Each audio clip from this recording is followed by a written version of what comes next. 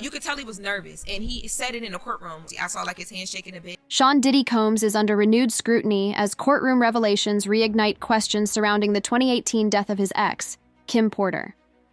Newly surfaced surveillance footage allegedly places Diddy entering Porter's bedroom just hours before her untimely passing. Although her death was officially ruled as natural, caused by lobar pneumonia, lingering doubts remain, intensified by years of speculation and disturbing new claims. Former bodyguards and insiders have come forward with testimonies hinting at possible foul play, while a controversial book alleges Porter maintained a private diary documenting instances of abuse. Now facing trial on sex trafficking and related charges, Diddy finds himself at the center of a growing storm, with the circumstances of Porter's death taking on renewed urgency and chilling significance. My behavior on that video is inexcusable. I take full responsibility for my actions in that video. I'm disgusted.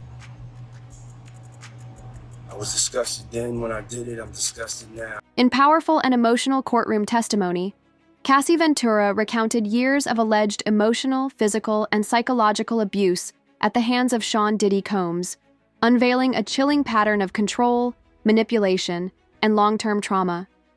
Her account included coerced sexual encounters, a disturbing level of dominance, and a 45-day PTSD treatment program she entered in 2023 to begin healing. As her words gripped the courtroom, attention shifted to broader and darker questions, particularly surrounding the 2018 death of Diddy's ex, Kim Porter. Though officially ruled as a natural death caused by lobar pneumonia, new voices are challenging that conclusion. Former Bad Boy artist Mark Curry and longtime bodyguard Gene Deal have both alleged that Porter endured violent episodes at Diddy's hands.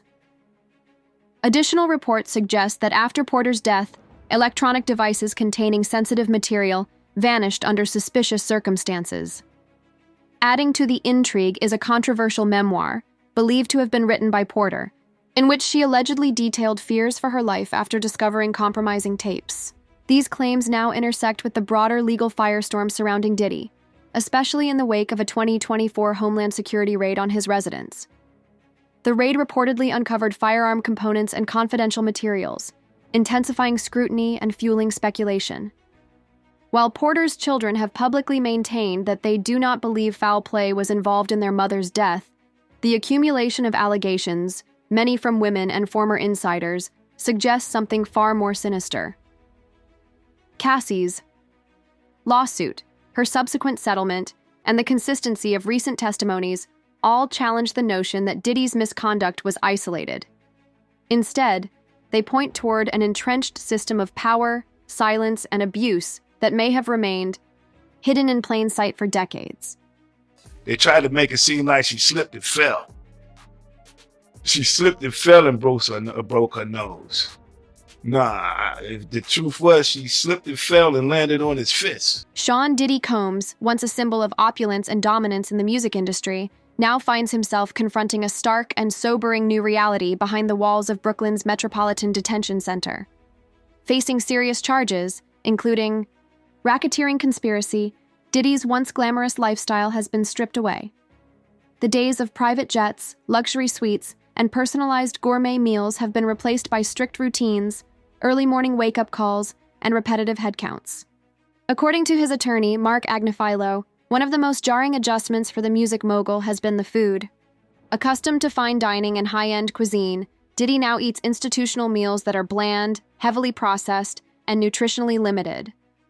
Breakfasts typically consist of cold cereal, toast, and a piece of fruit, while lunches and dinners alternate between unremarkable options like black bean burgers or Swedish meatballs, served with canned vegetables and starchy fillers.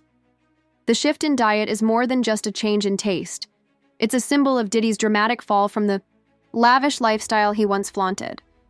The Metropolitan Detention Center, notorious for its harsh conditions and lack of amenities, offers few comforts to any inmate, regardless of fame or fortune.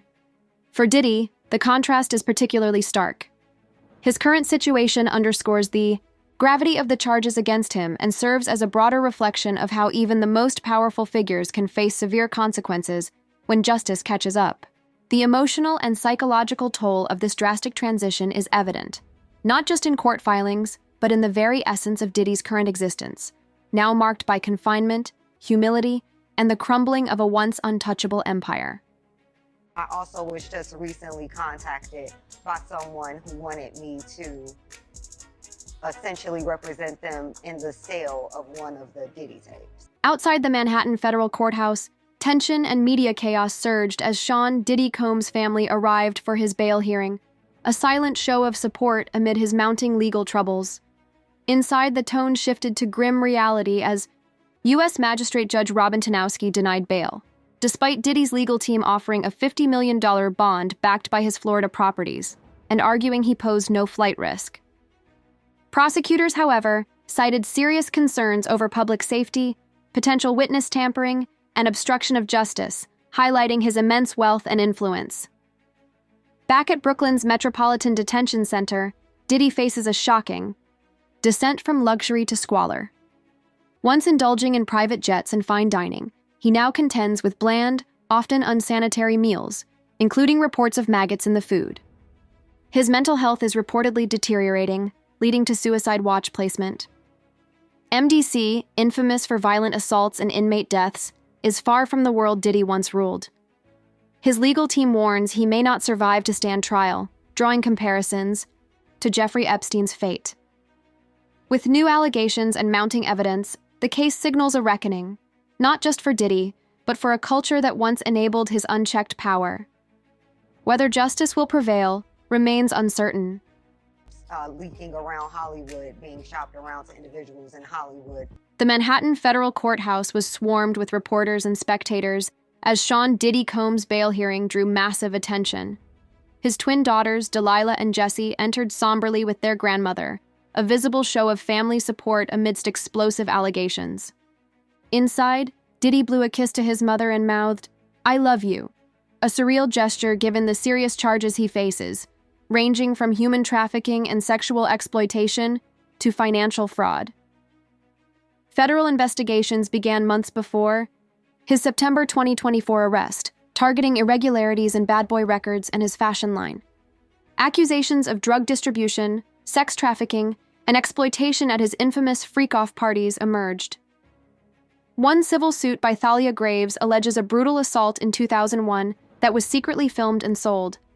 Another by music producer Lil Rod details over a year of forced proximity to Diddy, witnessing and enduring abuse. The complaint implicates Cuba Gooding Jr., Meek Mill, and even raises questions about Bishop T.D. Jakes' association with Diddy's events. The fallout has dragged in other celebrities and public figures, including Mayor Eric Adams, whose scandal coincided with Diddy's arrest. Meanwhile, Tupac's family attorney is re-examining claims linking Diddy to the 1996 murder. As Diddy sits in Brooklyn's notorious MDC, the empire he built now teeters on collapse.